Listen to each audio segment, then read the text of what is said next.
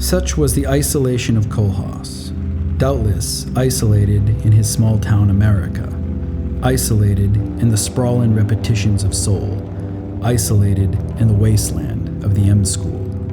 Kohlhaas piqued my interest. He gripped my heart. He was a living, tragic hero. Tragic for his isolation, heroic for his refusal to cower or concede. He was a stubborn sufferer. In him, I imagined, was a piece of my own story, my aspirations to make my own tragedy heroic. His trajectory, whether success or failure, would shed light on my own, could perhaps even influence it, or so I thought. But our interaction was cut short. We were like strangers that entered the same train carriage, recognized a significance in each other that we failed to reason into words, and then were forced out into our private ways only to feel the pang of opportunity lost.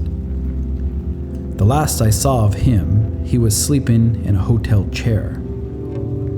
When a man my age falls asleep in a chair, it's an occasion to turn away from, a reminder of declining energy and spirit. But my last image of Kohlhaas, burnt into the darkness of my brain, is of a Telemachus dreaming over his father's fields, or an Ishmael napping on a South China Sea. Afterwards, when my teaching career was finished, and I ended up prostituting myself as a freelance creator of content for a slew of petty businesses, I fantasize of making an about-face with the writing of a great novel.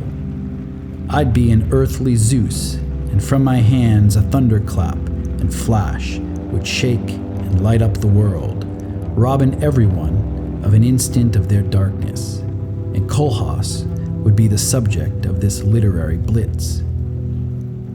So why didn't I write about him? Why didn't I construct my own book of Kohlhaas, as he finally did, and was bold, perhaps brazen enough to send to my door? For the same reason I never finished any of the stories that blew around my head: fear and lack of resolve, and alcohol. If you never want to do anything you want to do, get on intimate terms with a bottle of alcohol. And if you're really hopeless, make it a can. The nectar of Dionysus opens a curtain that separates two worlds. Once you pass through into the other, it's hard to return, and you never return the same. Sounds melodramatic?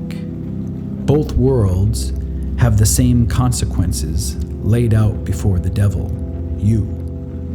But only one gives you the destructive power not to care. Who happily returns to weakness, care, restraint?